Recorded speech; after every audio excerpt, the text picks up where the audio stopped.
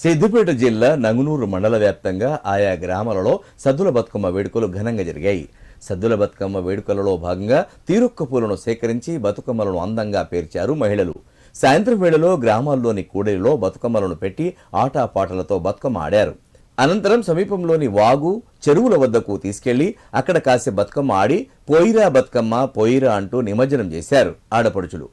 ఈ సందర్భంగా సిద్దనపేట గ్రామంలో సద్దుల బతుకమ్మ వేడుకలను ఘనంగా జరిపినట్లు మాజీ ఎంపీటీసీ బెదురు తిరుపతి పేర్కొన్నారు.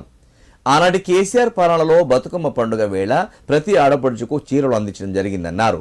కానీ నేటి కాంగ్రెస్ గవర్నమెంట్ మహిళలను చిన్నచూపు చూసి బతుకమ్మ చీరలు కూడా అందించకపోవడం చాలా బాధాకరమైన విషయమని చెప్పారు. కనీసం బతుకమ్మ పండుగ ఏర్పాట్లు కూడా చేయలేని స్థితిలో కాంగ్రెస్ గవర్నమెంట్ ఉండడం సిగ్గుచేటని అన్నారు.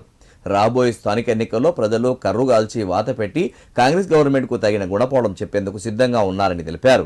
కాగా నంగునూరు మండలం పాలమాకుల గ్రామంలో వైభవంగా సద్దుల బతుకమ్మ వేడుకలు జరిగాయని 1000 సంవత్సరాల శ్రీ శంభు దేవాలయ చైర్మన్ సీతారామ శర్మ ద్వివేది తెలిపారు. ఈరోజు యావత్ తెలంగాణలో జరుపుకుంటున్న గొప్ప పండుగ ఏంటంటే బతుకమ్మ పండుగ.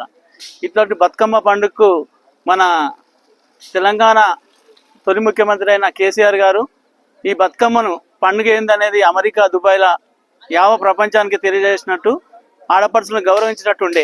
కానీ ఈ కాంగ్రెస్ ప్రభుత్వం వచ్చినాక ఆడపడుచులకు చీరలు ఇస్తా అని చెప్పేసి మోసం చేసి ఓన్లీ మహిళా గ్రూపులకే 2 చీరలు ఇస్తా అని మోసం చేసిన ఈ ప్రభుత్వం ఎన్ని రోజులు కొనసాగదు. ఈ ఆడపడుచుల గోస తలిగి ఇప్పుడే వచ్చిన ఈ స్థానికల నోటిఫికేషన్లో ఈ స్థానిక ఎలక్షన్లలో కర్రు కాల్చి వాత పెట్టే టైం దగ్గర పడ్డది. ప్రతి ఒక్క మహిళ కూడా ఈసారి మళ్ళీ కేసీఆర్ కావాలని, కేసీఆర్ గెలవాలని ప్రతి ఒక్కరు కారు గుర్తుకే ఓటేసి ఎట్లయినా ఈ గవర్నమెంట్ ఓడగొడుతుందని ఈ యొక్క బతుకమ్మ పండుగ సందర్భంగా తెలియజేయడం.